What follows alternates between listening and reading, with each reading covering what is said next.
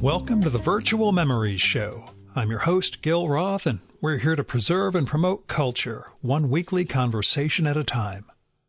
You can subscribe to the Virtual Memories Show through iTunes, Spotify, YouTube, Google Play, and a whole bunch of other venues. Just visit our sites, chimeraobscura.com/VM or vmspod.com to find more information, along with our RSS feed. And follow the show on Twitter and Instagram at VMSPod. Well, this weekend I had the best day since this whole pandemic situation began in March of last year. I know that's not exactly high praise since 99% of those days pretty much blur together, and the ones that stood out tended to do so for bad reasons. So I will say that this past Saturday was one of my favorite days of the past 10 years, if not longer. And it was all because of this podcast. See, this week's guest is someone I've been trying to get for a while, but was also pretty nervous about contacting. He's Peter Schjeldahl, the art critic for The New Yorker. Now, I've adored his writing for years, and, well, I'll talk about it later, but it's opened me up to a lot of great art, but also ways of looking at the world. I don't know any other art critic like Peter when it comes to the effect that his work can have on one. In fact, actually, one of his pieces last summer finally spurred me to go visit Storm King Art Center, this 500-acre sculpture and art park in New York State, about 40 minutes from where I live, which I'd seen at a distance and heard about and never really went to, but his piece about it just created this vibe that I finally went late last summer, I think. And since then, my wife and I have gone back 3 or 4 times. We're going next month over Labor Day weekend when a good pal of mine is visiting. But anyway, my hesitation about contacting Peter to record a podcast is also one of the prime reasons I wanted to record with him. See, he wrote this essay in The New Yorker in December 2019 about how he had been diagnosed with stage 4 lung cancer and was, well, the dying man. And it was a very different piece than anything he'd ever written, being very memoiristic and essayistic as opposed to writing about his art or writing about art. And, well, at the time, I just thought I want to sit down with him before he's gone. And then in the last month plus, I've also had to deal with my own leukemia diagnosis, which, again, if you're a new listener, don't be freaked out by. If you're a long-term listener, you know that it's scary, but not immediately scary. Anyway, over 2020, I hadn't seen any update about Peter's health in the magazine or elsewhere, and there were stretches where his reviews didn't run, but then they started running again. And I remembered in that piece in December 19, he'd made a caveat near the end about the promise of immunotherapies that they were trying out. And, well, I figured maybe he was healthy enough to record, especially because there'd be these flurries of pieces by him, and they involved going to the Clark Art Institute, going down to New York City, traveling, something you don't do if you're bedridden with lung cancer. So between that and my own news, I screwed up my nerve in the last month plus, found someone who could help me reach him, and made my pitch. And it turns out he was happy to sit down with me, and he'd also emailed immediately that he'd responded well to the immunotherapies, which we'll talk about a little in our conversation. Anyway, he's living up at his place in the Catskills, and he apologized for what was going to be a 2-hour drive for me, but I told him I'd flown to England for a weekend once to record a podcast, so a couple hours on a Saturday, not a problem. The thing is, and the thing that makes us all wonderful, I figured we'd sit down, get to gabbing, have a good or bad conversation, then either get lunch or he'd kick me out and get on with his weekend.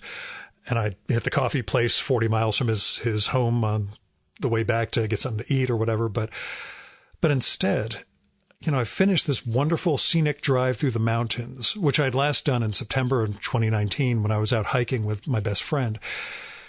And I got to his place, and he said hello, and I brought in my podcast gear and the pie that I brought with me from Auntie Elle's in Tuxedo, New York, which I hadn't bought a pie from a guest in almost 2 years. And he said, let's go get lunch. I have something amazing to show you. Now, if you know me, you know I like to get right to the podcast so that the guest doesn't say something off mic that would have been best said on mic, but I just went with it. And we got back in my car and drove a quarter mile down the road to Putt Putt Van Winkle, the miniature golf course his wife built on they have this big stretch of land up there in the Catskills.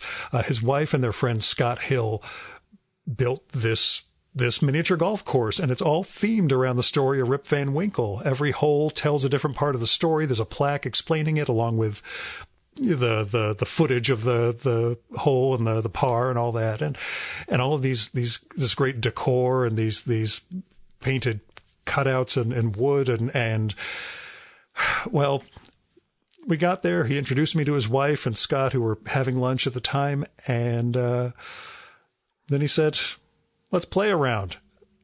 And I thought we were just going to get lunch and record, but I hadn't touched a club since I was like 16 and blah, blah, blah. But I thought, Gil, you came this far. Let it go. Enjoy the experience. See what happens. And we played a fun round. The course, which, as he notes, is conveniently located in the middle of nowhere, has the second longest miniature golf hole in North America at 182 feet. It's a heck of a hole. It's a real doozy. But we had a fun round, and I made some putts, and I missed a whole bunch of putts, and I never really got better until the last 2 holes, where I finally got how to swing lightly. And well, anyway, we played miniature golf, and we talked about Rip Van Winkle, and he was just so happy showing me all this great stuff that they built and everything that went into it, and the ghost ship on the Hudson hole and all of this other stuff. And there are pictures of all this stuff. I'll have those all up on Flickr or Instagram with a link for you to check out after this. And then after we finished, the two of us had lunch, and we did talk kind of heavy. We talked about our death sentences and art and poetry and our mutual acquaintances and the friend who had connected us. And there were moments when I wished I was recording it, but just like our round of putt-putt, we weren't keeping score. We just talked, and he told me about our mutual favorite Rembrandt, a self-portrait at the Frick, and a realization he once had about the picture plane and the space of the painting and what's happening in the painting and where you must be as the viewer for it to be the way it is. And it's a moment I'll treasure for the rest of my days. For both the sheer aesthetic joy that he brought to it, but also because that painting is the one that I went to stare at while my father was getting his quintuple bypass around 15 years ago, and we had hours and hours and hours to kill, and I just couldn't sit there in that hospital anymore. And I just drove into the city, went to the Frick, and looked at this Rembrandt that kind of sort of looks like my old man. And now I'll never see it the same way. So we went back to Peter's house after that, drove back the quarter mile, get in. I'm scoping out the interior to figure out where we can sit down and record when he says, hey, why don't we record out on the back porch? And I sit there thinking we're going to have insect noise and birds and God knows how the audio will be. I don't know if trucks go by the front of the road out there. And again, I just went with it. I thought, even if this doesn't record well and I can't share this with the listeners, not everything gets saved. That's part of my mindset, I guess, during the whole thing I've been going through, that sense of what we can share and what we can't. Anyway, as it turns out, the audio was fine. You're going to hear that in a minute. I was a little sketchy, more so than usual with guests, because I didn't want to ask the same old questions. And I also realized early on he didn't want to talk much about diagnoses and being the dying man. or any of the other stuff I thought we might groove on in terms of how an experience like this changes your way of interpreting or seeing the world and seeing art and all that. Turns out that's all out the window. You know, he is who he is, and the death sentence and the extension he got and everything else, that's all just part of it. But as he says, he's the world's foremost expert on his own experience. And again, I went with it, and I get to share it all with you. Now, I know I haven't talked much about Peter's work itself and what the appeal is and why it was so important to me to sit down with him, besides that wonderful essay back when he thought he was near the end. But I really think you just need to read his art writing and you'll get it. He's in the New Yorker regularly, but also Abrams published a collection of 30 years of his writing recently. It's called Hot, Cold, Heavy, Light. It's organized and has an intro by a guy named Jarrett Ernest, who I'm also hoping to record with down the line. And I love that collection. You can dive into it anywhere. And again, you read not just about pieces of art, but about the experience of seeing them. And well, we talk a lot about what his philosophy is about writing about art. So I think you'll get it from our conversation. But if you haven't read Peter's work before, look to see if he's in a particular issue of the New Yorker, or look online, or just get Hot, Cold, Heavy, Light, and you'll see the world differently. He also has an earlier collection of his New Yorker pieces called Let's See that I picked up about a week or so ago, but haven't had time to dive into yet. Anyway, like I say, his writing helps you see things more clearly or better understand the effect art can have, even when it's art that Peter doesn't particularly dig. And we get into that too, how you write about something that you don't have a great connection to. So I think he's an absolute treasure. I'm awfully glad he gave me a couple of hours on a beautiful Saturday afternoon where we got to look out over this great expanse of the Catskills and play miniature golf and talk about fireworks and just share a little about the art of living. Now, as caveats go, which I still do when these are in-person shows because there are weird peculiarities compared to the remote ones I do, you are going to hear crickets and birds and such in the background. I filtered a lot of it out, so we're going to sound a little echoey, but you're still going to hear the birds and the birds and the bees. When we get to talking about fireworks, because Peter used to put on this annual insane fireworks show every July 4th until it got too big and he had to shut it down. He sort of just got up from the chair and walked over to the railing to sort of show me the landscape and how he would set up the fireworks for it. So the audio in that section drops a little bit because we're not sitting right by the mics, but it's still pretty good. And I shot some video of that part, which I'll post separately. Also, at one point, I say Ron Padgett instead of Ron Silliman, and I'm burning with embarrassment over that because they're two very, very different poets. Lastly, lung cancer diagnosis or not, Peter smoked a whole bunch of cigarettes during this conversation, and you'll hear the click of the lighter every so often and the puff. I joked about it at one point when he flicks a cigarette off into the grass. Anyway, here's Peter's bio from the New Yorker. Peter Schjeldahl has been a staff writer at the New Yorker since 1998 and is the magazine's art critic. He came to the magazine from the Village Voice, where he was the art critic from 1990 to 1998. Previously, he had written for the New York Times Arts and Leisure section. His writing has also appeared in Art Forum, Art in America, the New York Times Magazine, Vogue, and Vanity Fair. He has received the Clark Prize for Excellence in Art Writing from the Sterling and Francine Clark Art Institute, the Frank Jewett Mather Award from the College Art Association for Excellence in Art Criticism, the Howard Vercel Memorial Award from the American Academy of Arts and Letters for, quote, recent prose that merits recognition for the quality of its style, unquote, and a Guggenheim Fellowship. He is the author of 4 books of criticism, including The Hydrogen Jukebox, Selected Writing, and Let's See, Writings on Art from the New Yorker. His latest book is Hot, Cold, Heavy, Light, 100 Art Writings, 1988 to 2018. And now, the Virtual Memories conversation with Peter Schjeldahl.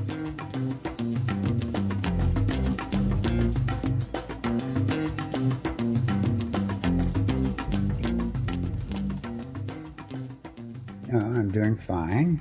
I had a cancer scare a year and a half ago, and that seemed to be taken care of, and everything works. And but I'm 79 and being introduced to old and frail. But and there's some continuing concerns, but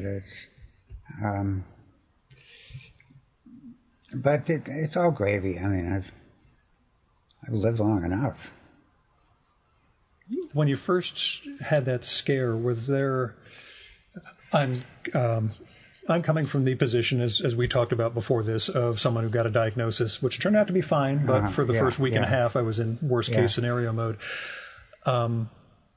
Not bucket list thoughts, but like art that gave you some sort of solace when you were worried, or was art the last thing you were thinking about? Well, it was odd. Well, I mean, I recorded that period when I thought I had at most 6 months to live in a piece of writing that I titled 77 Sunset Me. Yeah. But they decided that younger people wouldn't recognize the reference. So they retitled it The Art of Dying, which I think is ridiculous. There's no art to it at all. Right. It's, everybody pulls it off somehow. Yeah. No matter how much training they've got. Yeah. And,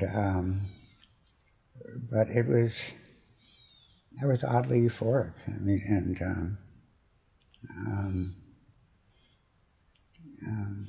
and it enabled me to do that piece of writing, which I think is unlike anything else I've done, and people seem to like it a lot. In the almost 2 years since you wrote that, have you been inclined to write in that mode again, or are you pretty much? No, because what happened was, I mean, as I think I said in the piece, I was being given the gift of a persona, the dying man. Yeah. And the dying man was talking to you.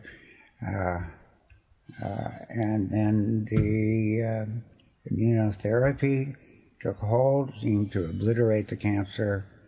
I wasn't the dying man anymore. I had to stop. I mean, it was like, I was thinking this is going to become a book, but then... I'm working on mine. It's called The Best Bad News. Because, it's bad news, but I got the best possible kind. So, yeah. But I like it. That's good. Don't steal that.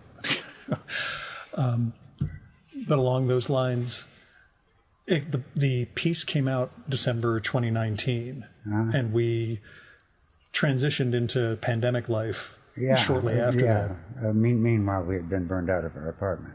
Yeah. So here we are in the country. The irony is you just flicked a cigarette into the distance while we were talking about burning down the apartment. But go on, yes. Yeah, well, no, it's I know. I mean, in close to 50 years here, I've never seen a wildfire. I mean, this is moist country. But the apartment in the city was damaged? There was a fire in an apartment below us that incidentally broke through our apartment in my office, burned all my papers, my lifetime of papers, which caused a mixed reaction. I had been thinking for a long time, there was some embarrassing shit in those papers, and I was going to have to sort them out at some point. Yeah. Not a problem now. Was there I shudder to ask, other papers you torched pretending that they were part of the apartment fire? I didn't go that far. Okay, no, I just accepted it as fate. As a bolt from Thor. And it's still being renovated, and maybe by October we'll be able to move back in. Mm-hmm. But meanwhile, the nice thing is that we are in a beautiful place, and we have this house that we built up here 30 years ago, and but it's pretty hard to maintain a New York professional journalistic vocation 150 miles from the city, but we drive in, do day trips. Yeah, I noticed before I knew, how your health had progressed, seeing reviews of the Clark Art Institute and places like that. I'm like, he's clearly getting around. Even pandemic life, you were able to. Well, that's my job. I like my job. Mm-hmm. So how did not just not being in the city, but the general state of lockdowns and everything else affect? I mean, I'm sure it affected me like everybody. I mean, it was. But in terms of the art and writing about collections. Well, if I have something to write about, it's not a problem. I write about it. Mm-hmm. The sort of evaporation or the hibernation of the art world, and also just not being able to keep track of things, in the city.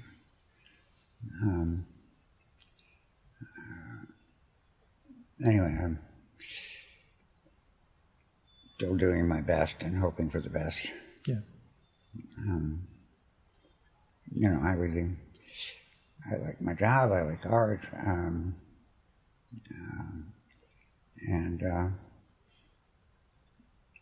writing for the New Yorker is terrific. Did it change your approach to any art, or in terms of writing about things? Well, I signed on in '98. When Rembrandt came in, and I'd been writing for the Village Voice. But no, I mean, I had my style already, and the difference in the New Yorker is, well, first of all, the frustrating thing is writing somewhat infrequently, where with the Voice it was every week. And so I would end up writing about things that were very much out of the way, and whereas writing more infrequently, I'm kind of doomed to writing about the big shows. Yeah. Because you want to write for the people who want to read. And it's less of a go see this week. Which is always a choice I leave to the reader. I mean, my job is to give people something to read that is enjoyable and perhaps in some other way worth reading. And it's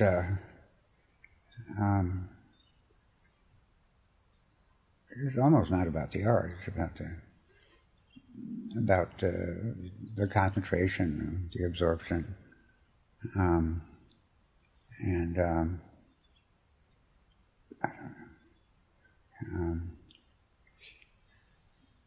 don't know. I spent a lot of time thinking about writing, but it's probably worthless because I would do it anyway.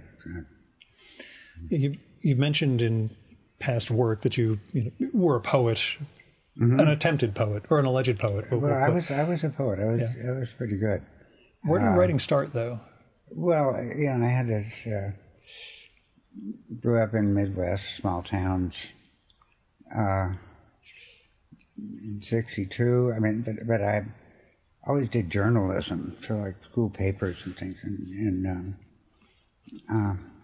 it seemed like I always wrote well from like age 8, and then I would do internships and small papers, and after my sophomore year in college, I decided I didn't want to go back to school, and I wanted to see an ocean because I'd grown up landlocked, and I wrote letters to, at that point, every small city in the country had a daily paper, and I know I couldn't get work in the big cities, so I wrote letters to papers in small cities near big cities. Yeah. I think a total of 6 of them. The only one I heard back from was the Jersey Journal in Jersey City. And so I packed up everything I had, drove through the night and day, I think it was nonstop, to Journal Square in Jersey City, and in the morning, and went in. The editor talked to me, and I was 20, and said, where are you staying while you're here? And he said, you don't have a place to stay, do you? And he said, oh, hell, take a desk. Gotcha. So I was a year there, and in which I got over into the city. I was already a poet. I was already somewhat published in the city, and got to know the poets, and through the poets I got to know the art world. And then I had a unwise first marriage, and we went to Paris for a year, which was sort of a dead loss. In 1964, 65, Paris was a tank town.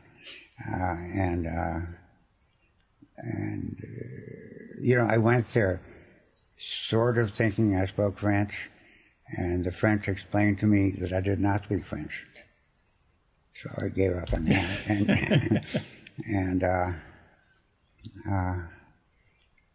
I wrote a letter to André Breton, and for his French, because I had been intoxicated by surrealism. I thought I was a surrealist, and he didn't answer, much to my relief.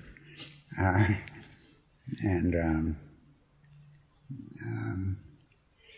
I came back and worked as a freelance journalist, but at a time when all the poets were writing short reviews for Art News.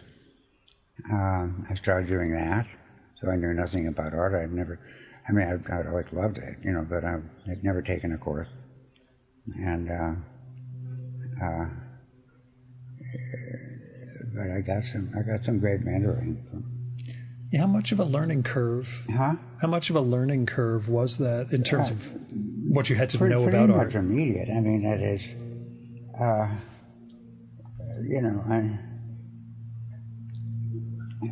knew what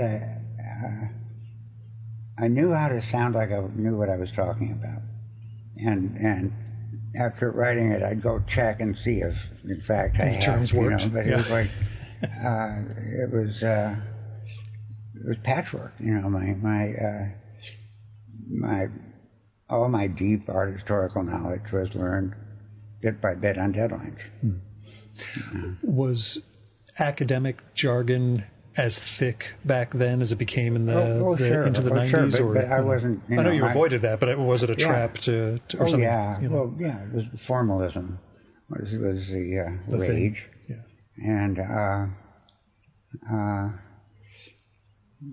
but I had deep loyalties to abstract expressionism through Frank O'Hara, John Ashbery, the New York School of Poetry, but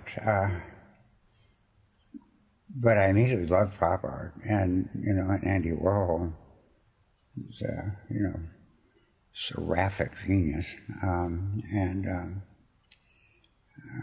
then minimalism, which was hard at first, but I learned. I think my criteria for writing about art boil down to two. One is quality, and the other is significance.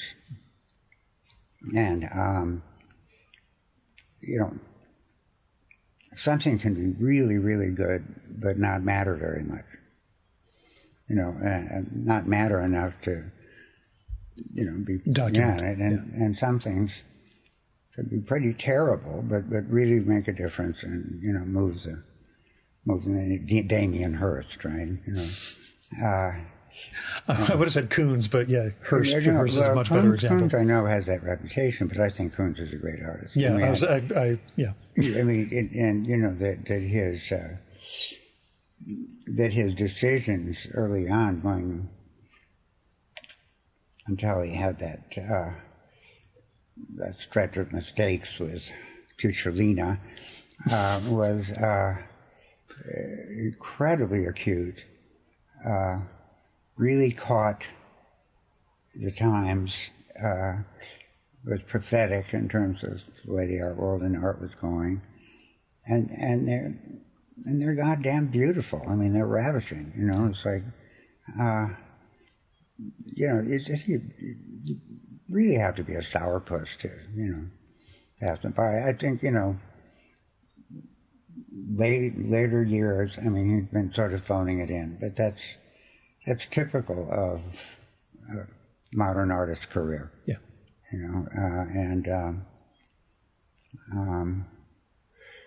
but I found liking him a much more fruitful approach than disliking him. Yeah. Too easy to... Yeah. No, it's like you make the case. And, I mean, but Andy Warhol had the same effect. I mean, you know, it's when he first said, you can't do that. That's junk. That's not art. You know, well, you know something? Welcome to the future. Welcome to the new world. You know, they have their finger on the button. The button has been pushed. You know, you might want to go into retail tailoring or something. You know, but if you know, if you maintain any interest, you know, I'm not going to argue. Yeah. Good, bad. I mean, you know, it's. But no, the early Koons definitely had quality, and God knows it had significance. Yeah. And the Hirst, on the other hand, you're more willing to kind of... Well, I just think that the whole young British artist thing was cynical and phony. Except, I mean, there are good artists. Tracy Emin is great, you know, and but. It was theatrical. It was a performance mode.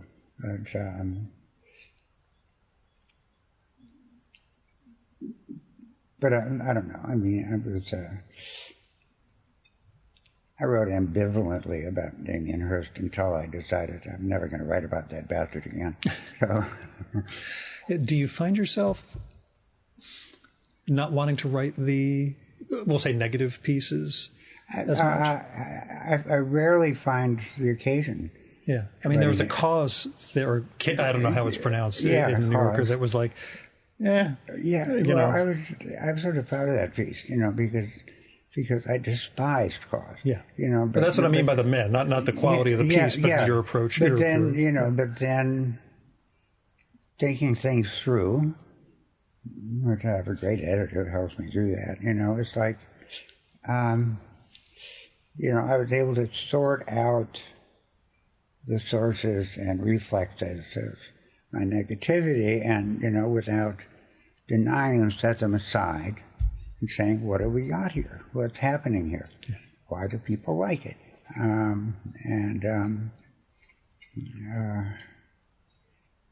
Yeah, well, negative, I mean, it's, I mean, it seems to me bad art is its own, you know, punishment, you know, and, you know, and if I think something's bad, but it's getting the world's attention, I feel like I should be fair to it, you know. But also, one of my lifetime heroes is W.H. Auden, who pointed out that you can't write negative criticism without showing off. It's basically, you know, the critic showing how smart and, you know, zingy they are. Yeah.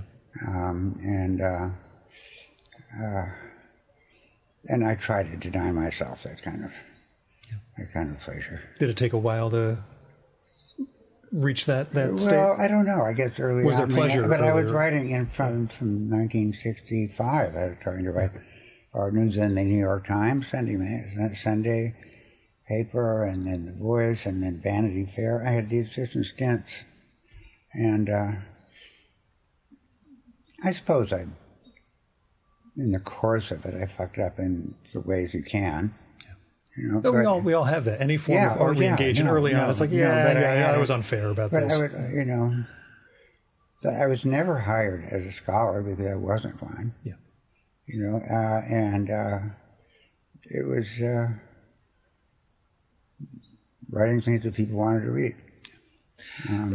To that end, by the way, the thing about academic, since I'm a school dropout, I've always, viewed academe from outside, and the language. Sometimes I think, okay, my job with this essay, with this critic, is to translate the language into plain English. And sometimes you can. A lot of times, the meaning evaporates, and there's nothing there. I started college in 1989, just at the time that literary theory was taking off. So I'm quite accustomed to. Yeah. I don't understand what your point is. This is language jargon for the sake of excluding people who don't get the jargon. It's about a tribal meritocracy, and it's them writing for each other. Yeah. The thing is that, here's my distinction. Academic writing is written for people who have to read it. Okay? Good call. My kind of writing is written for people who want to read it, or else I starve to death, right? Yeah.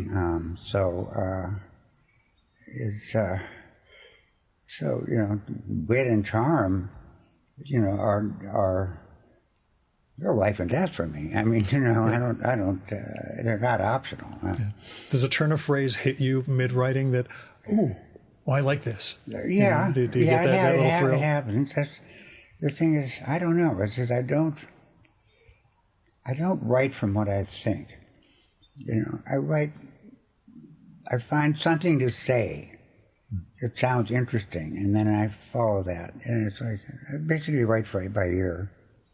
Yeah. If something, I decided if something you write sounds good, it's not necessarily good, but it's probably good. And if it doesn't sound good, it's bad. To that end, your most recent collection, which I loved, which is sitting right here, Hot, Cold, Heavy, Light, it mentions that you revised some of the works in there without changing the aesthetic judgments. Yeah. What sort of revision do you remember any that was like? Basically, like, my deadlines tend to be short. Yeah. So it's like, and they have to be finished, before a final draft. I tried to get them to a more final draft. Okay. Yeah, I wasn't sure if there was, things that were just. I wanted to make them, I wanted to. It's a book of things to read, and it ought to all be written as well as I can. But I don't take positions. Yeah. So it's like, which more than one academic critic has said proves that I'm not really a critic at all. Which is a question I actually have, but go on, please. Yeah. And okay, Early on in the life of this podcast, the first quote-unquote real guest that I got was Michael Dirda, the book reviewer at the Washington Post. And I called him a critic, and he's like, no, I'm not a critic, I'm a book reviewer. There's a big difference between reviewing and criticism. Yeah. And I don't know, I mean, you're referred to as an art critic. Critic always sounded to me sort of priestly. That was his thing. He said a critic has a school of theory behind him. Yeah. And he said, I review books. I'm not doing this in the framework of a... and I wondered about your own... I wouldn't call you an art reviewer, but that distinction... I'd say I'm an art writer. Yeah. Because I mean, you know, and there's a little braggadocio in that because I think that a lot of my writing really is art. Yeah. You know, and qualifies as art. You know, it's a bastard art in that it comes along behind something. You know, and but I don't know. I mean, there are pieces of mine have written that I thought, hey, you know, hang this in the National Gallery. Yeah. That's what I wonder, whether there are pieces you look at. Yeah, I really, it all came together. I really killed that, yeah. Yeah. Usually I'm completely unconfident. And I did say that, you know, but when I'm writing well, when I'm really writing, I hope that's every time, you know, however many days of agony go ahead of it, is that I'm in a trance, I'm in a groove, you know, it's like, and at the end I might think, hey, that's really good, I wish I was there when it happened. I mean, sure would have been nice. I think artists, actually I love a story of Philip Guston, the painter, who said when a painter goes in to the studio, every painter he's ever admired and esteemed and thought about goes in with him. And one by one they leave. And finally he leaves and the work gets done. Mm-hmm. And I think anyone who's really creative recognizes that. That there's a that the best of it is essentially selfless. I mean, it's like, or the elements of self in it are being selected by the piece, by the work. You know, it's like, I say that they're having a talent is like being put in lifetime charge of a vicious wild animal, you know, that you've got to feed and nurture and obey, you know. And it's like, and it doesn't care about you, the person. Yeah. You know, it's like, you know, if taking a bite out of your ass worked for the work, it would do that in a second. Yeah. Yeah. Did you have influences along those lines? Were there writers you, not necessarily art critics, but writers you emulated? Oh gosh! Well, early on that you shed? Oh shit! Yeah, I mean we talk about the poets, of course, but you know, the critics. Baudelaire is. I regard Baudelaire as my older brother. That if you have trouble with me, you're going to have to deal with him. and good luck. But no, lots of writers. Geez. For Shakespeare, all the time. I think about him all the time. It's like, I mean, there's somebody. It was at the Eliot line that, you know, it's the dissociation of the man who suffers from the artist who creates. You know, is who the fuck was Shakespeare? Yeah. I mean, you know, if you were in a crowded room and he was there, I bet he was the least conspicuous person. Right. You know, I mean, there was nothing to him. There was nothing left. It all went to the work. Yeah. And you know, the usual enthusiasms.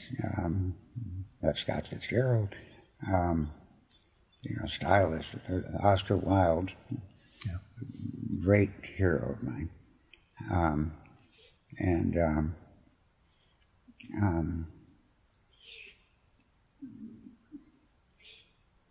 Not many novelists past the 19th century. I mean, there are the Russians and there's George Eliot, and it's.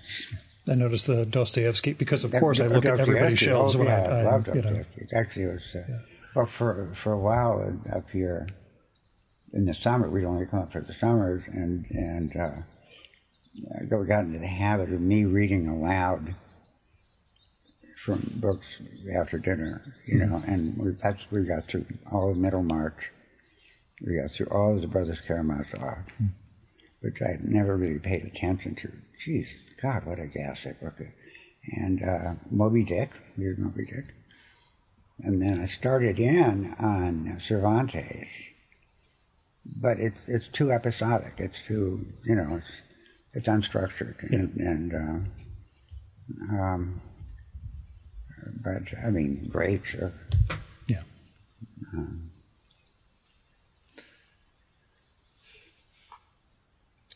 Well, and poets, well, W.H. Auden also as a critic, and it's a big inspiration. And of course, John Ashbery and Frank O'Hara, I think the greatest, 20th century American poets.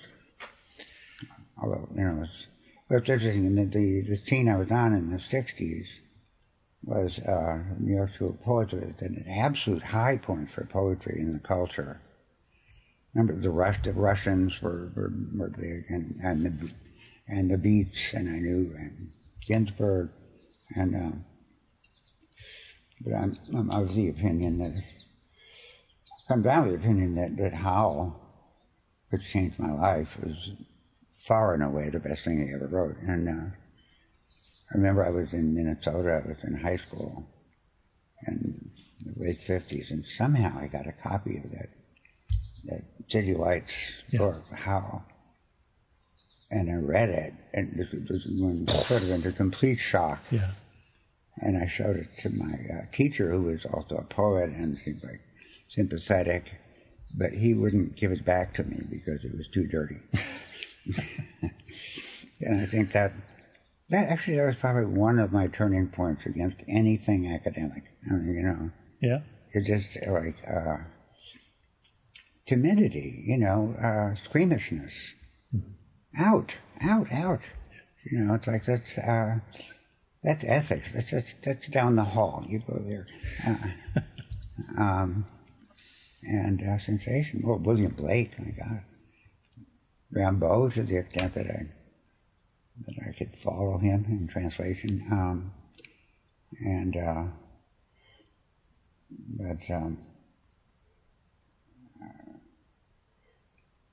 Anyway, I mean, I was,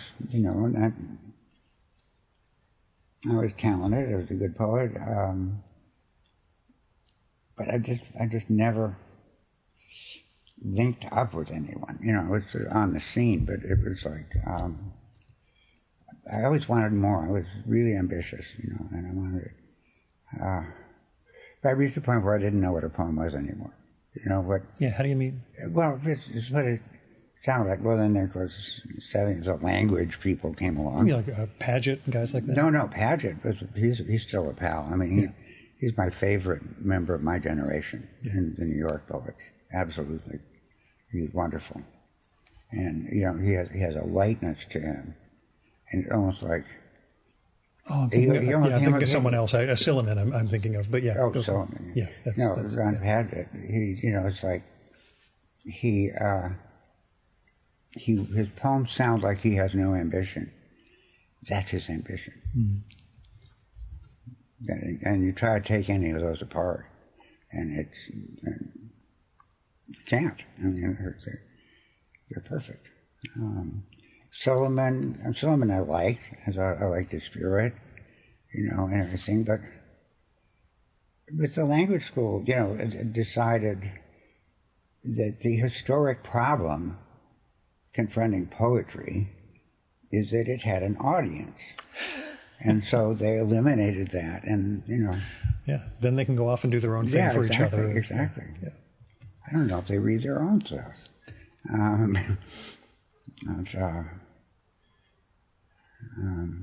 But it was sort of at that point that I just felt lost, and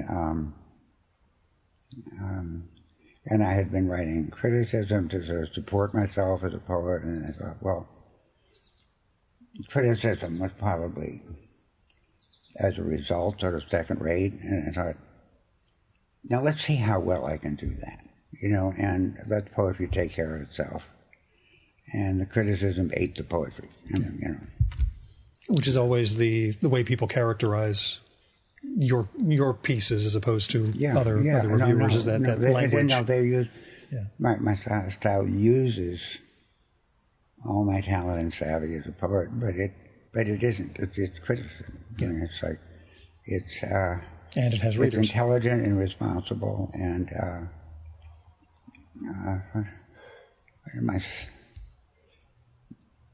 I decided once going to Balanchine ballets, that he had. I mean, it became part of the Russian tradition, but he adapted the two American ruling qualities: speed and clarity. Really fast, crystal clear. I'll try to do that. On top of the other challenges, writing about a visual form without the, again, like there's no photos in hot, cold, heavy light. Even in your New Yorker pieces, you will always be writing about a piece that isn't actually pictured. That's because I'm not writing about the piece. I'm writing about my experience. That's when, kind of starting to write publicly in the 60s, out of complete ignorance. I quickly discovered that there's one thing in which I'm the world's leading expert, and that's my experience. Yeah. All right. Nobody could argue with that.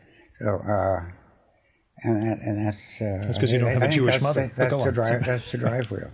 And then I do have descriptive powers. I mean, I think, don't look at a reproduction. I'll tell you what it looks like. And I found myself doing that reading the book. Early on, I was like, I should look up and see what he's...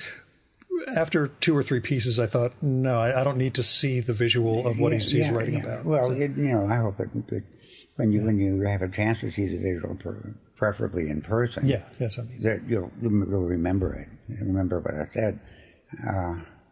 But it's not... I don't try for authority. I try for authenticity. I try for honesty. And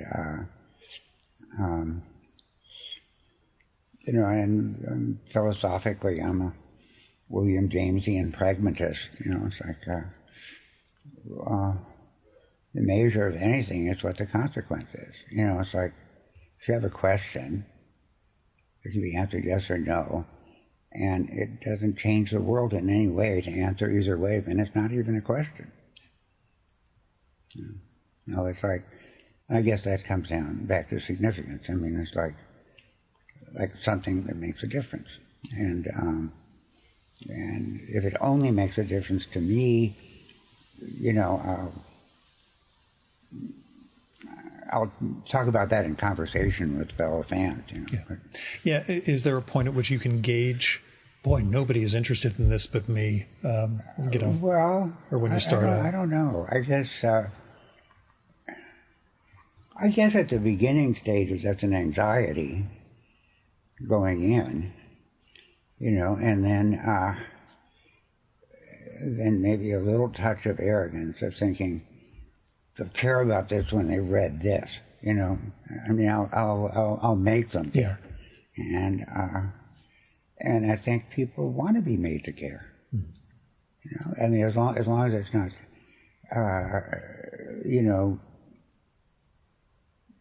it's not, papal writ, or medicine. It's, I think I use myself as a guinea pig. I mean, that's how, and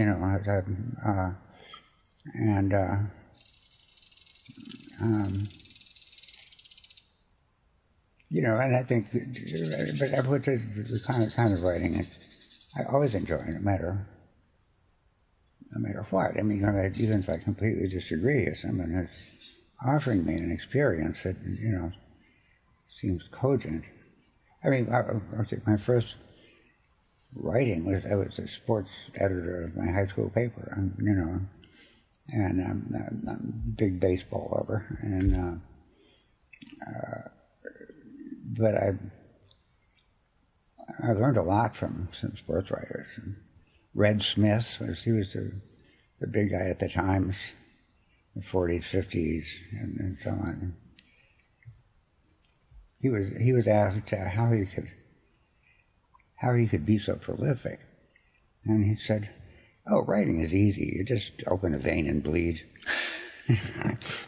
And that's exactly right. That's because you took it to heart. Yeah. Yeah, it's like if I was suffering, good, and it was I meant on the right track. Yeah.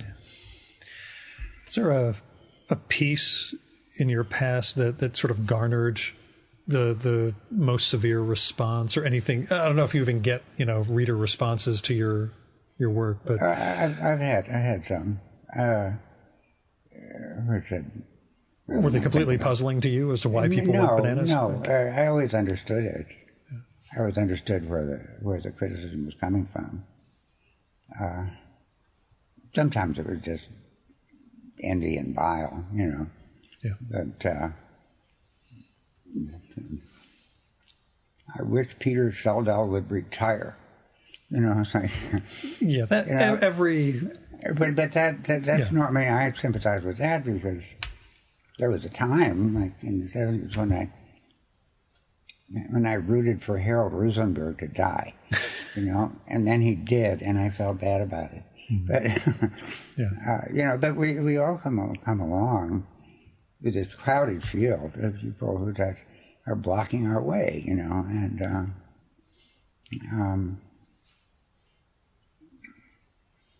and it's and then I mean I've been lucky in the way I've been hired and the way I've been used that the writing has done for me whatever it's done for me. I mean, it's like I've never had to politic,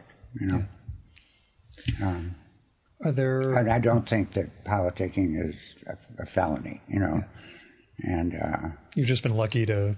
Well, I think the luckiest thing, which I've written down a few times, is that for the first 10, 15 years of me writing criticism, I was never taken seriously by anyone serious. I was like, it was sort of proverbial that you hated the New York Times, that anything about 14th Street was bullshit, and I was just Peter the poet. But I got to hang around, I hung around with artists, drank with artists, I slept with artists, and all of that came in handy. Because one thing I tell young people coming to the city is that when they come, they're nobodies. And I know the pain of being a nobody, okay? But it's the golden period of your life. Because the moment you're somebody, nobody will ever tell you the truth again. Yeah. They'll try to spin you, as they should, because they have careers, and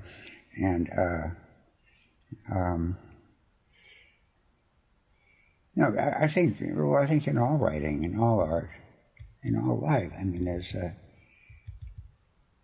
there's an essential of retaining some core of innocence, some core of childish awe and wonderment at things. And Baudelaire said that a poet or an artist is a child who has acquired adult discipline.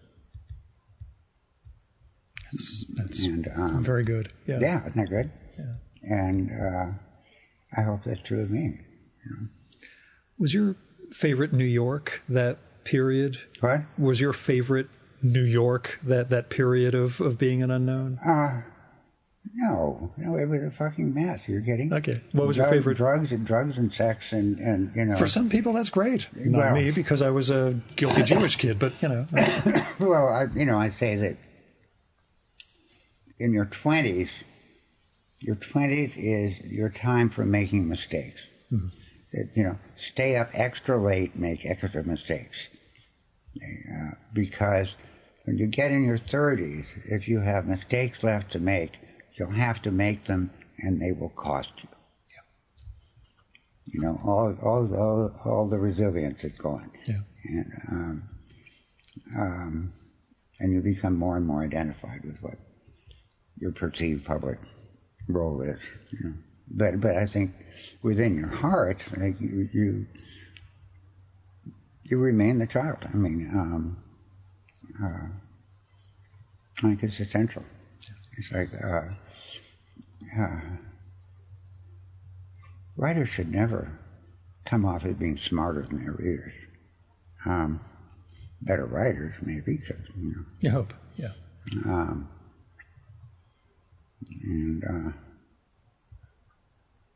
So I've been lucky. I mean, it was the world that decided I was a critic. New York is, well, it's still a performance town, but really in the 60s it was wide open. I mean, it's like, if you did anything interesting, somebody called you up and offered you money to do it again. They didn't ask what your credentials were. I never had to show a diploma, Yeah. And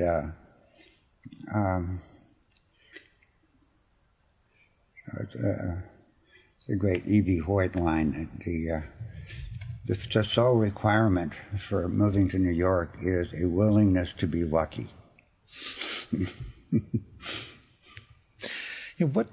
You mentioned wanting to move east from the Midwest, but I wanted to move to the coast. If I had gotten something back near Seattle or Los Angeles or Atlanta, I would have gone there. Yeah, I was going to say, did New York have any resonance culturally? Are you kidding? Kaboom! I mean, over at some of those other places. Oh, but at that point, I just wanted to escape. Yeah, but New York was, it's a jackpot. What do you consider? How important is longevity for a critic to see reputations and movements cycle in and out? I hope I'm still doing good. Yeah. Well, I mean, for you looking out as a critic. Yeah. Does the longevity? It doesn't, there aren't many literary great critics that have lasted. Well, Auden was still writing beautiful prose, at the end. I think, critics tend to burn out or to get locked into their own, to become persuaded of their own ideas. Yeah. I think this T.S. Eliot, became T.S. Eliot's epigeny.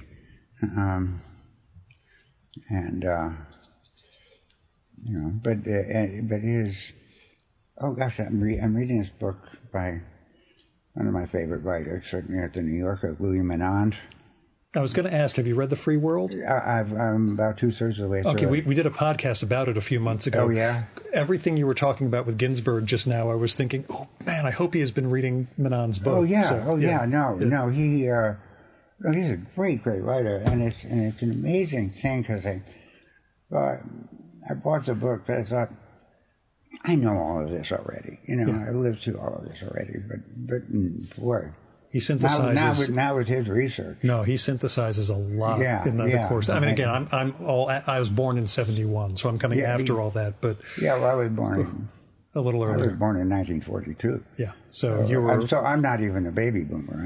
I'm a war baby. I'm previous. Mm-hmm.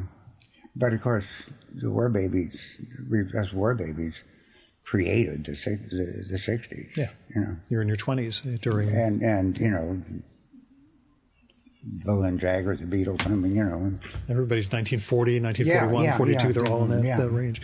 No, the thing with Menand, I I read about the book. I pitched him on a podcast, and then I realized the book was 880 pages long. Yeah. But he wrote me back. He's like, Gil, don't worry. It's only 729 pages before the notes and index, so it's okay. I'm like, sure. So did you talk to him? Oh, yeah. We did a remote. So we did it over the internet instead of in person. I've never met him. It was good. I'm hoping we can get together once we're... Although he came to our 4th of July party one summer, unbeknownst to me. But he wrote me an email saying it was one of the greatest aesthetic experiences of his life. I'm going to save the fireworks for the very last question, but we are going to, especially because we're looking out at this great expanse here. But let me ask instead, what artists did you have to come around on? Who did you not get that it took years and years before? Oh, well, or is it all of them? Actually, Rembrandt. I mean, it's like I think I was 40 or so, and then it was like hit by lightning. Yeah.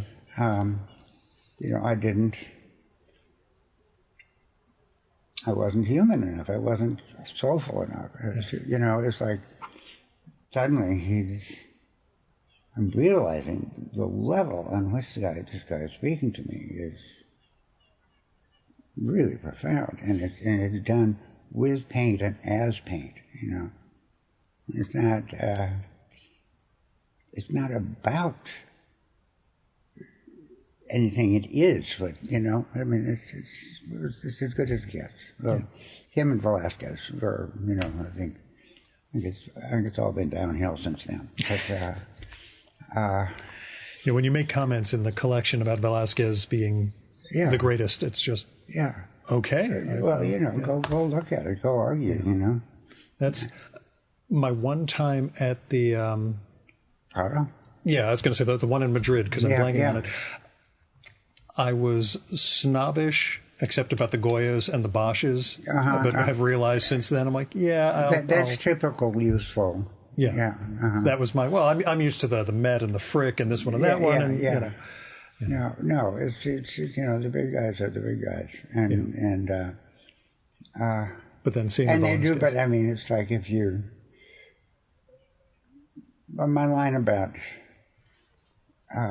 Manet and the birth of modernism. Manet was still young when he went to the Prado for the first time, at a time when Velázquez was not well known in France, and he came out saying, "Why do the rest of us bother?" Yeah. He said, it's like, I said, modernism was born in the moment that Manet saw Velázquez and despaired. Painting had been done. Now what do we do? Do you find an analog to that in writing? I mean, I know writing is such a broad thing, I guess, within criticism. Well, people who work through influences. I mean, it's like, it was odd, that somebody having a life changed by encountering a superior artist. Usually, I think all artists and writers, work through early influences that aren't so hot, You use the term "change your life" a number of times, both in conversation and in your writing. Yeah. Is that the transformational aspect? Is that the I think the aesthetic? It is, because one of the nice things about art is it never changes. It's always the same thing.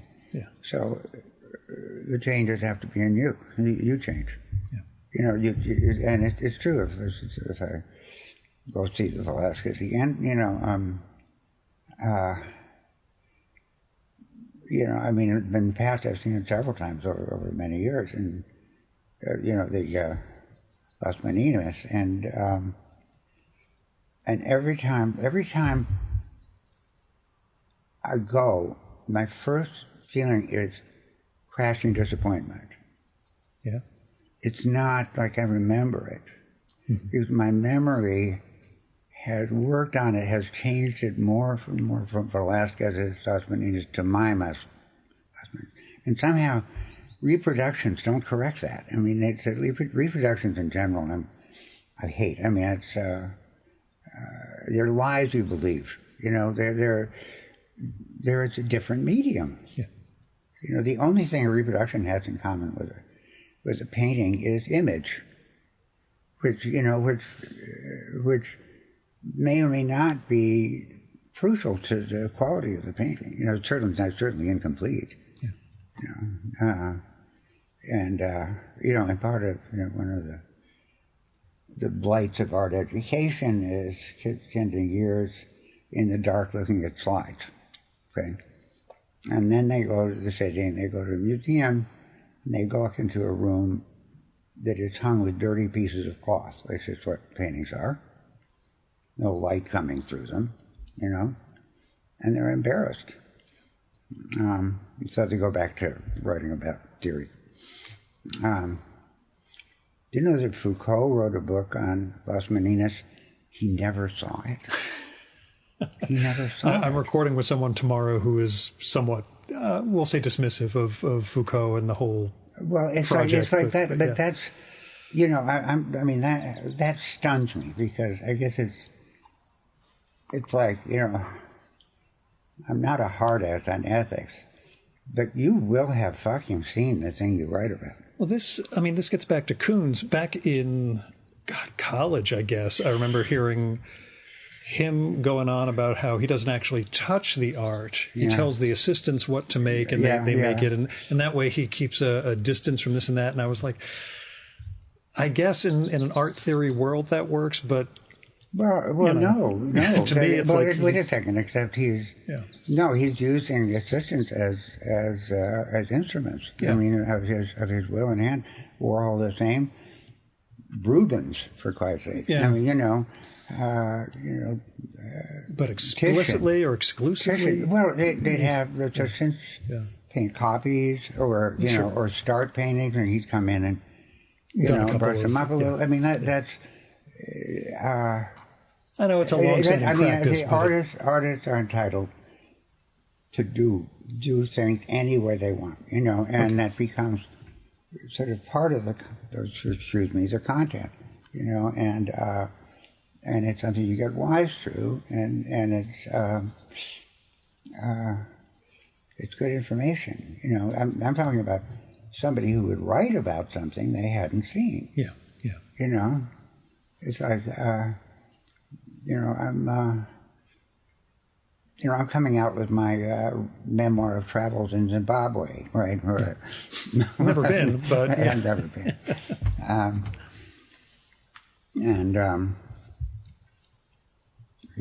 Foucault and all those guys. Again, I was... I was sort of blindsided by them, because they came in rather late in my... Yeah, I would have been just starting my academic or my college life when that was the... Yes.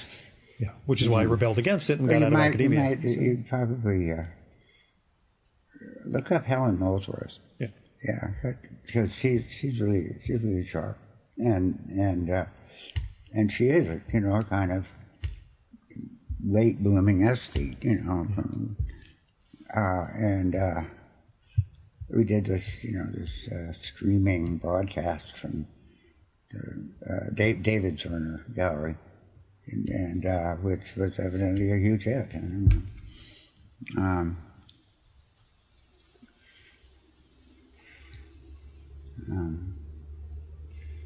So what was your last question? Artists you came around on. Rembrandt was the big one. It's... Well, I don't know if you read my column on Cézanne recently. Yeah, I was going to mention it when we were talking about I'm still strong coming, responses. I'm still coming around right now. Yeah. There's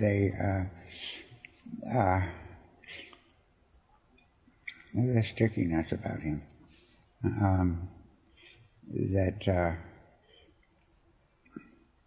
it's great art. It's incredibly innovative, and revolutionary, but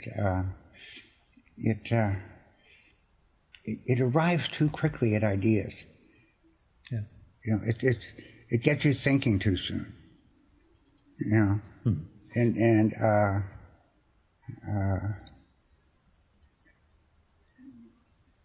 I don't know. Anyway, it's but I thought that saying anything negative about Cézanne, people were going to drop bombs on my head. You know? That's what I was going to bring it up in the context of strong responses to your piece, because I saw people online, how dare he say this about Cezanne? I'm like, yeah, he's having an opinion. This is his opinion. Well, I don't know. Everything got back to me was positive. So okay, well, never mind then. Everybody liked it. Don't worry. So. Yeah, no, but it's like,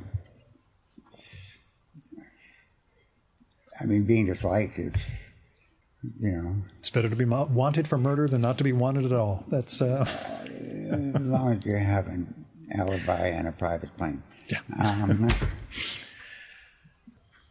Was it after writing your quote unquote Art of Dying? Was it tough transitioning back to reviewing or criticism, or had you been doing that concurrently? I don't think so. I think it's like. Was it a different mode? Well, it wasn't. I don't know. It was a. I guess I regard the Art of Dying as my Kubla Khan. Okay, you know, it's like I was completely enthralled to this new point of view, and the moment that the diagnosis changed, that was a difficult moment. It was like I couldn't write any more on the piece because I wasn't that guy anymore. You know, I was just back to being somebody who's going to die someday, which is all of us. Yeah. You know, it was, and it continues to be strange transitioning out of the worst case scenario that, and again, I didn't have the dire, definite diagnosis that you did. But that sense of, okay, what do I do now? I was inspired. I don't know. It was, I can't. No, I can't psychoanalyze myself about it, but it was, I mean, I'm someone who doesn't like himself very much.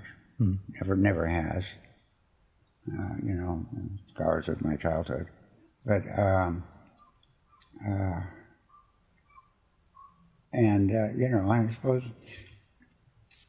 suppose I've always had a sort of little undercurrent of that if it were stronger, it would be suicidal, But I'm not going to. Well, I think I said it in the death piece that I had a moment in the late '60s or something where I was perched myself on the parapet of a brownstone, and amid some love disaster, and even though I have acrophobia, I was looking down and I was ordering myself to let go, let go, let go, let go, and then something in me laughed. Something in me said, "You think it's that easy?" No. We got shit in store for you. Okay. You've got a whole career to mess up first. Yeah. And at that did at this point. Yeah. But around that same time, I had a dear friend I also wrote about who committed suicide, and I still haven't gotten over it. Yeah. I still haven't gotten over it. I really wish people wouldn't do that. Because it's like if I saw him back to life, I would burst into tears and sock him right in the jaw. Because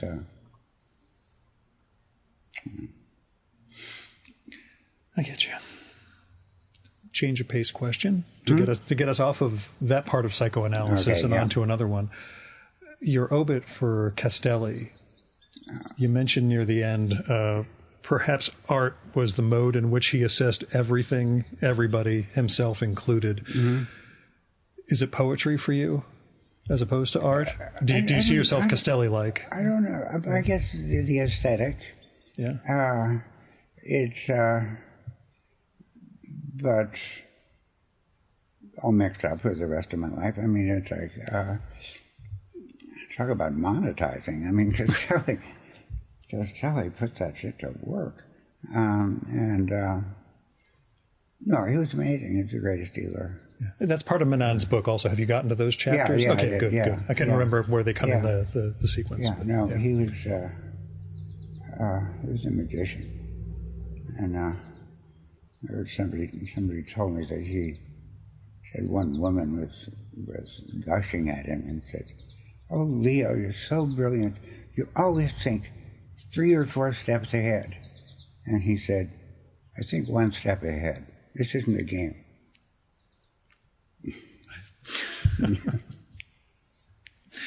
Is it? You mentioned in that piece in the New Yorker piece the no longer being friends with artists about 20 years ago. Yeah. The gallery dealer side of things, is that even more fraught? Or well, yeah. No, in terms of relationships, I'm friendly with dealers. I mean, and I think actually, going back to my nobody years, I did a lot of hanging out with galleries with dealers who weren't busy, and I learned tremendous amounts from them, and I mean, always with a spin, in their own interest, but it's like, but I've filtered that out, and I mean, it isn't about education, it's about sophistication. Education can get in the right way of that by seeming to settle certain things. So nothing is settled at all, ever in life. So it's like it's a new tone, a new angle, a new, pleasant surprise, unpleasant surprise. Actually, John Ashbery said that once you've discovered that life can't be one continuous orgasm, you settle for pleasant surprises. You take a lot of wisdom from the poets, man. Yeah, well, yeah, sure. And well, there's, it's like with Frank O'Hara, there's an honesty, that is, it's like an X-ray, and it just cuts to the nit of things. And that's like that line I stole: "The only truth comes face to face." Yeah. Or it doesn't. Yeah, I try, but I figure people are always bullshitting somewhat. But yeah. Gunfire is face to face too. But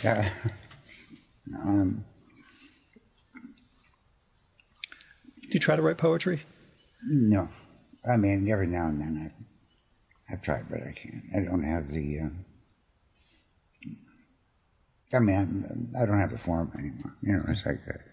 It's like you write a line and it stops short of the margin and goes back.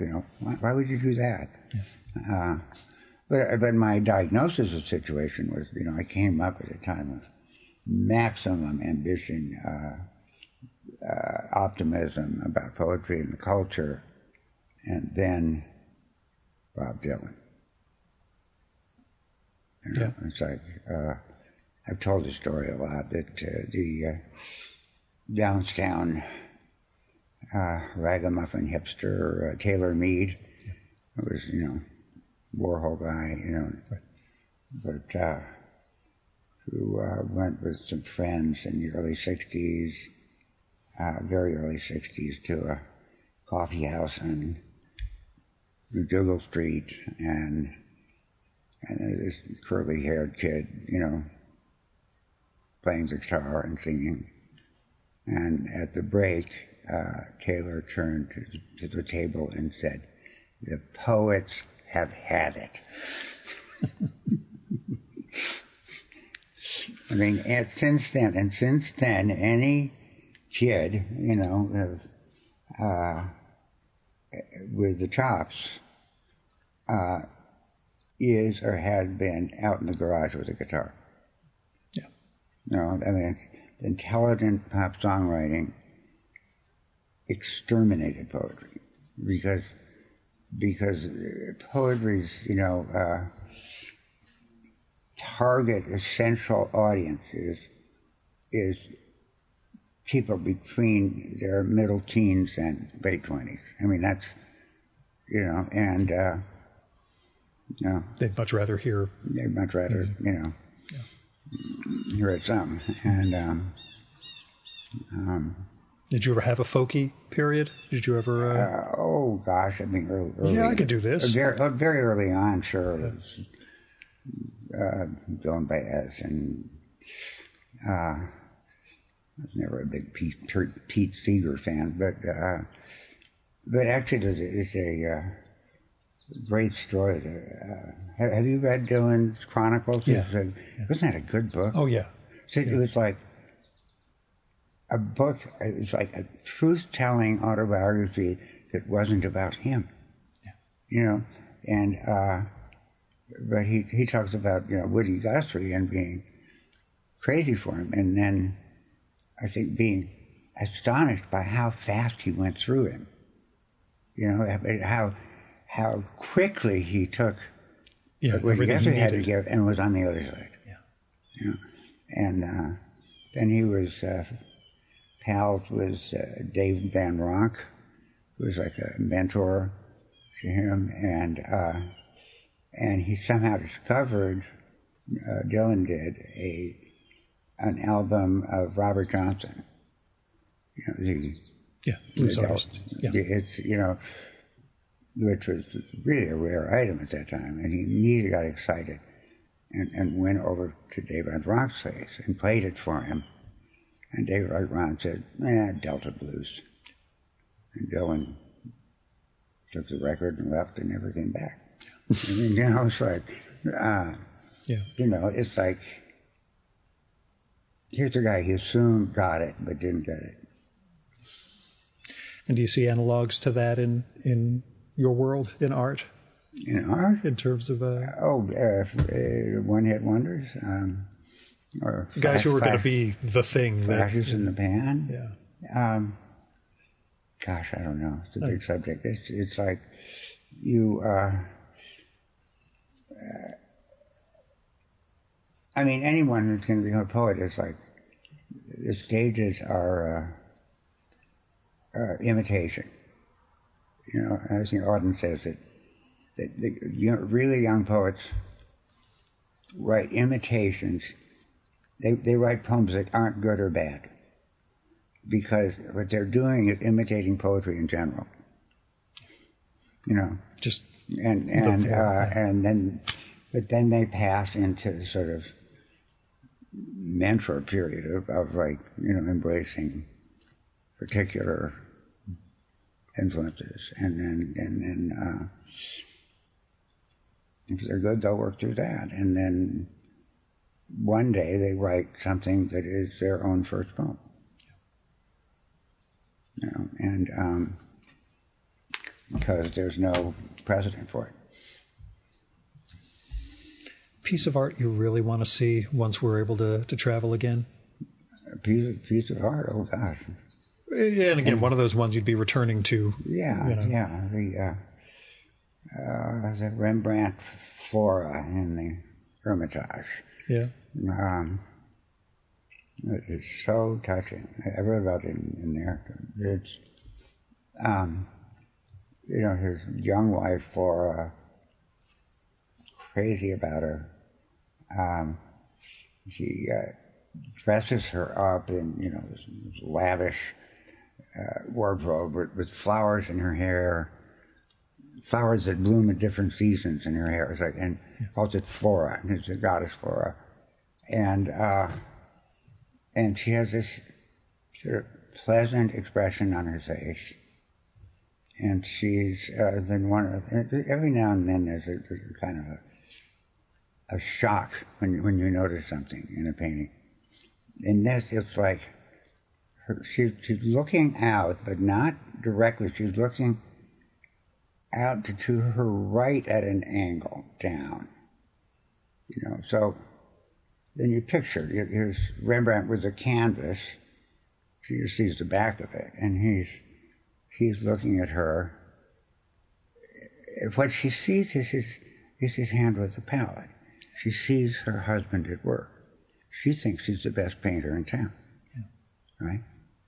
And it's like, and at that moment, the picture slams shut. You're not there. This is a situation between them and art, right? And that's transporting. I got to get back to the city for more of the, well, to get to the Frick and spend time with my Rembrandt again.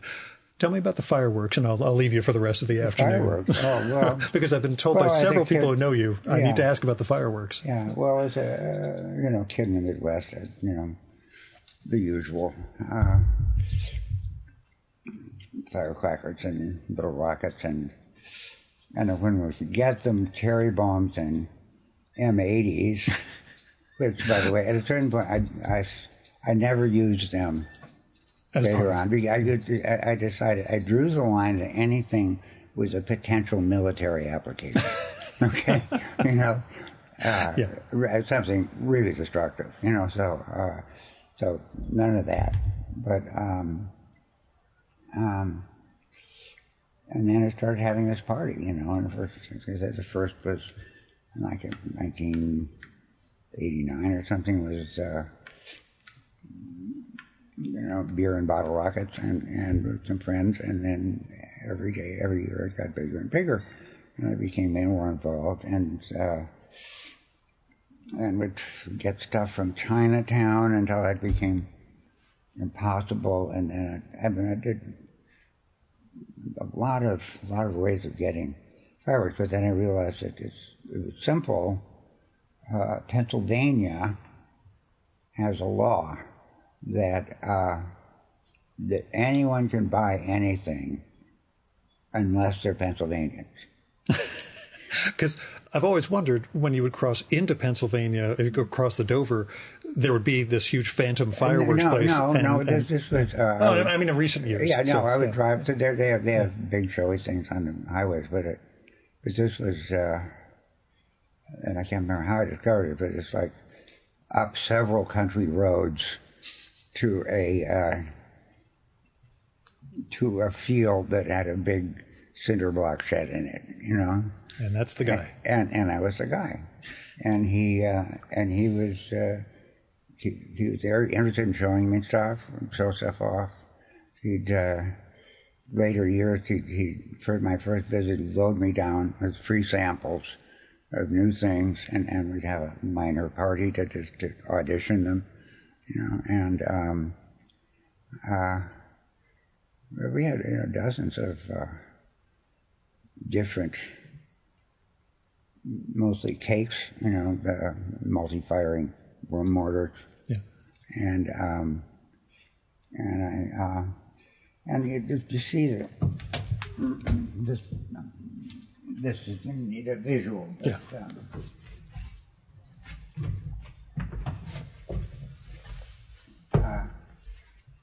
okay, so we have these sort of natural tiers for audience, and then the lawn on this side of the stream, which I line up with like 7 or 8 firing stations of people who would manually fire. I mean, it's basically for the sense of terror.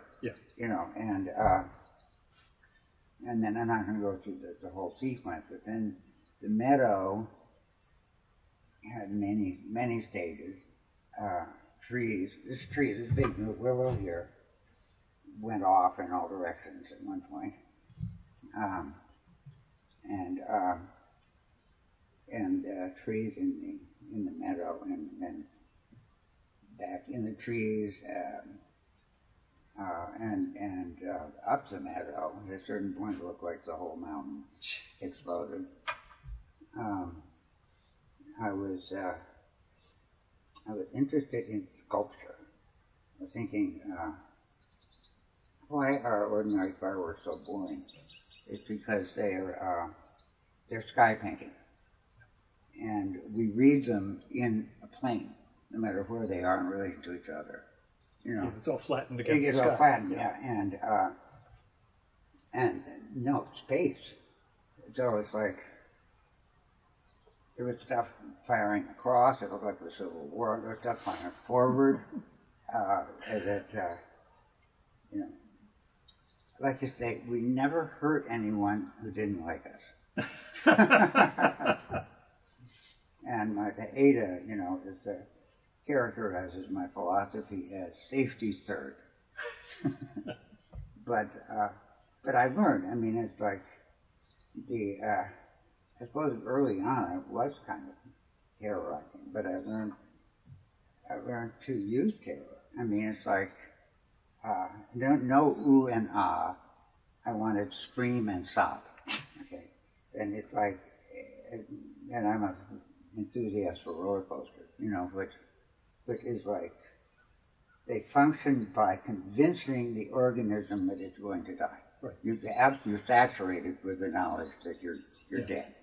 Okay, and then you're not, you know, and then I think the brain is loaded with little packets of goodbye endorphins or something, you know. It's like, you know, last minute, you know, what makes a rabbit go slack in a wolf's mouth,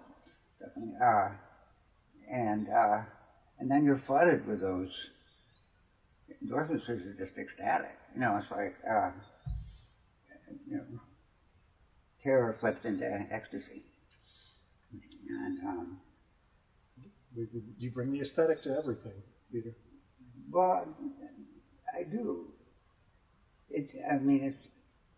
But it was interesting. I mean, I was sort of an enthusiast for fireworks, but over the course of 26 years, I basically lost all interest in the fireworks as fireworks. Yeah. I mean, it's like, you know, I didn't, you know, and I didn't care what the audience thought. I didn't care what anybody thought. I wanted the show to work the way I planned it, you know. Which once or twice it did. You know, that was me with Scott Hill we met, you know. But at our great late stage, it would be the firing line out front, but then up in the mountain, it would be me calling out cues and Scott pushing buttons. Okay. One of the things we discovered is that there's no way you can screw up fireworks that some people won't regard as a stroke of genius. Yeah. You know, it's like... They all went off at once by accident? Oh my God, that's gorgeous. Yeah, no, that never happened. But it would be like, you know, Peter, since there was that great dramatic pause in the middle, and up in the mountain, Scott was going... But we had a lot of wiring and electrics. It just attracted too many people. You had no idea who they were. Yeah, no, there were people arguing about whether this was a state park or a municipal park. Our place. Yeah. And didn't bring anything, and were rude and obnoxious. And we couldn't change the rules. I mean, we couldn't make it invitational. Right. But this has been a blast, as has the miniature golf lunch and everything else that went into this afternoon. Yeah. So. Well, I was sort of gleeful knowing I could introduce you to that place. It's you've done a wonder. I mean, I know this will sound sentimental or cliche or whatever, but the art of dying is bullshit. You know, the art of living. Mm-hmm. You know, you seem to characterize that, the art of living, bringing. As we were talking about with the fireworks just now, bringing the aesthetic to what it means to be. Bring it to its peak within your power to do so. But but again, at that, toward the end, I only looked to see if things went off. I didn't. Yeah. I didn't. Ooh and ah. No. Yeah. But still, you brought joy to people, and you're. Yeah. Well, it was a discovery, and I think that's. I think that's the development of any kind of artist. It's that they're not pausing to drool over their own genius. I'm a huge Wagner fan. Are you? Yeah. Jewish, so it's problematic. So, yeah, but go on. Oh, Yeah. there are a lot of problems with Wagner, but no, he's. I don't know. I remember it was sort of late blooming. I was never into opera much. Brooke was, but we got sort of special invitation to a production of Tristan and Isolde at the Met, and we're in like central box, and I thought, Jesus, 4.5 hours? I don't think I blinked. I didn't blink. I mean, it was. It felt like it was over in a flash. Are you with Goethe in terms of? Right? Are you with Goethe in terms of opera is the highest form? I probably would be if I read Goethe very much. Yeah. Well, no, it's the ultimate. It's because it's everything. Yeah, that's I think where he was. One-stop shopping. I mean, it's the Walmart of,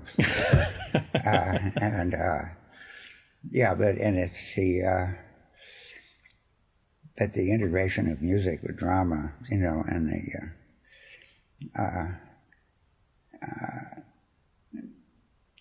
I need subtitles. I mean, I need the story. And with Tristan and Isolde, it's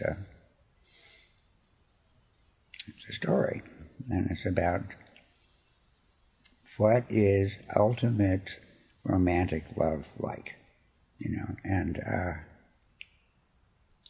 and how good an idea is it? Probably not very. And everybody dies. But, I don't know, we were so lucky. That's Donald Hall. Since then, I've seen 7, I guess, of his operas, including The Ring, and a couple of times. Do you count The Ring as 3 or the 4? Or 4, or just I've seen a couple of those more than once. Yeah. The Valkyrie is, well, they're all absolutely incredible, but there's a love scene, a love duet at the beginning of the Valkyrie in the forest.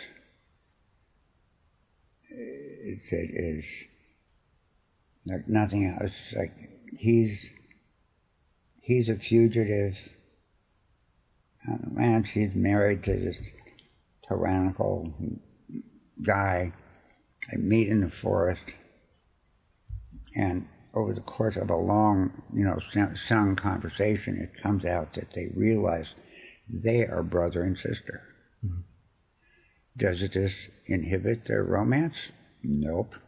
It's a pagan world. Nope. And the product of their brief union is Siegfried. Mm-hmm. Who links up with Brunhilde, who was the Valkyrie in service, whose his father was Wotan, the great god. But she helped Sieglinde get away, who was and because she had disobeyed Wotan was anguished, his love for her, but what was he going to do with her? And so he ended up putting her on a mountaintop surrounded by fire, with the idea that maybe someone who was dauntless enough to wake her up, would be her husband. And that's how the Valkyrie ends, with the music of the flames, and of course, real flames. I mean, you don't scant on production. One of my guests is in Beirut now. Well, one of my past guests, the poet Mark Wunderlich, who is not quite as far north as here, somewhere up the Hudson, but he's in Germany now for the Wagner Fest. Yeah, so. It's an addiction. I mean, it's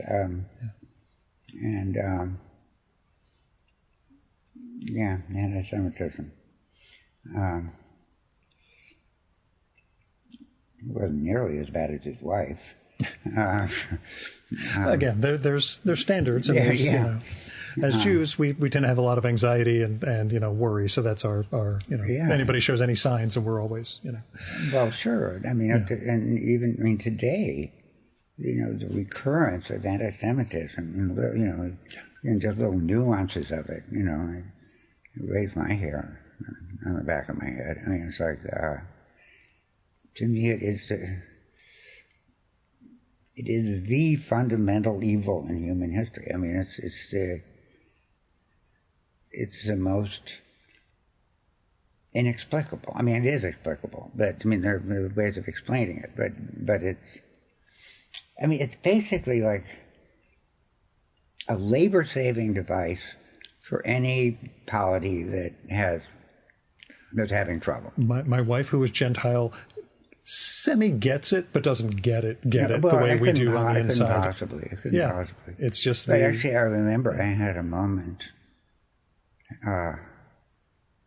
back in the 70s or something, when I guess I'd encountered some wisps of sort of Anglo genteel anti-Semitism or something, you know, and it's like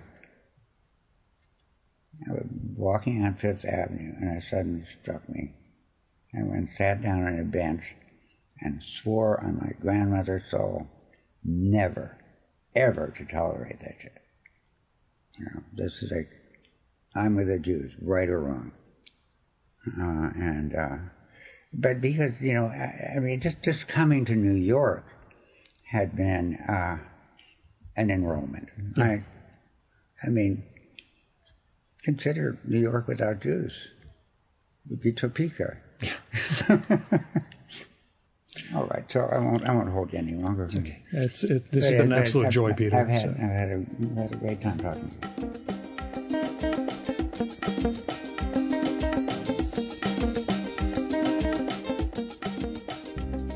And that was Peter Schjeldahl. His most recent collection is Hot, Cold, Heavy, Light from Abrams, covering 30 years of his art writing. It's a wonderful book, and you can dive into it anywhere with short reviews, longer pieces, profiles, and more. I loved it and picked up an earlier collection of his New Yorker pieces, as I mentioned, called Let's See. Peter is not really on social media except for Instagram, where he is Avante Art, which is AVANTE.ART. No Twitter feed, which is for the best. There is also an Instagram feed for the Rip Van Winkle Putt-Putt Golf, which is Putt-Putt Van Winkle, conveniently located in the middle of nowhere, that being Bovina, New York. There'll be links to that in the show notes in this one. If you're going to be up in the Catskills, especially in that area, go to this. Putt-Putt Van Winkle, it's gorgeous. It's fantastic. It's beautiful. It's bucolic. It was such an experience I had no idea I was in for, and an absolute joy that made this one of the best days I've had in a very long time. Anyway, as far as supporting the podcast goes, you can help support it just by telling other people about it. Let them know there's a show out there where there is this guy who does these conversations with creative people about the work that they do.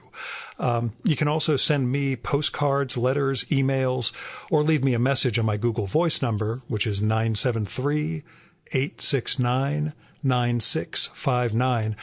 And tell me what you like and don't like about the podcast, and who you'd like to hear me record with, what movie or TV show or book or comic or piece of music you think I should turn listeners on to, or piece of art or art showing. I realize I never mentioned that among all the cultural artifacts people should use the podcast to promote.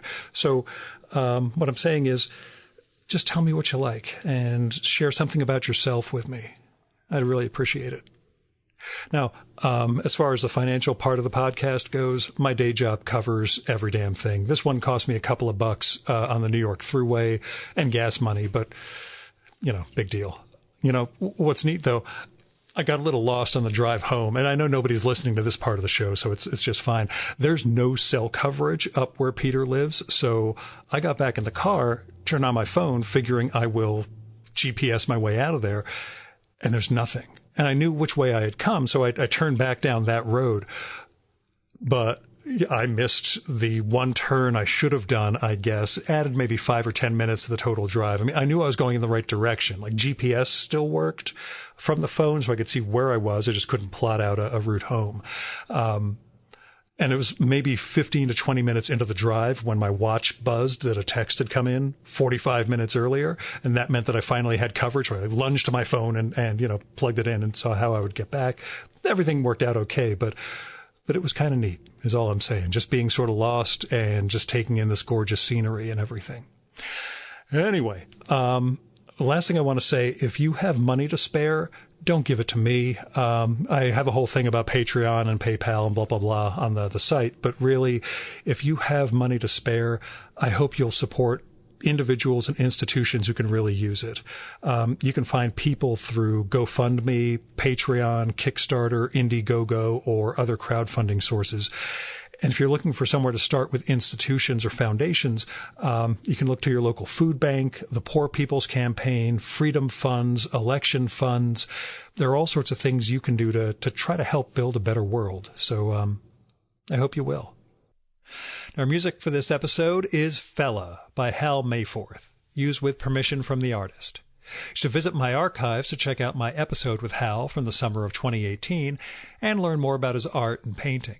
And you can listen to his music at soundcloud.com/Mayforth. And that's MAY4TH. And that's it for this week's episode of the Virtual Memories Show. Thanks so much for listening. We'll be back next week with another great conversation. You can subscribe to the Virtual Memories Show and download past episodes at the iTunes Store. You can also find all our episodes and get on our email list at either of our websites, vmspod.com or chimeraobscura.com/VM. You can also follow the Virtual Memories Show on Twitter and Instagram at vmspod, at virtualmemoriespodcast.tumblr.com, and on YouTube, Spotify, and TuneIn.com by searching for Virtual Memories Show. And if you like this podcast, please tell your pals, talk it up on social media, and go to iTunes, look up the Virtual Memories Show, and leave a rating and maybe a review for us. It all goes to helping us build a bigger audience. Now, you've been listening to the Virtual Memories Show. I'm your host, Gil Roth. Keep reading, keep making art, and keep the conversation going.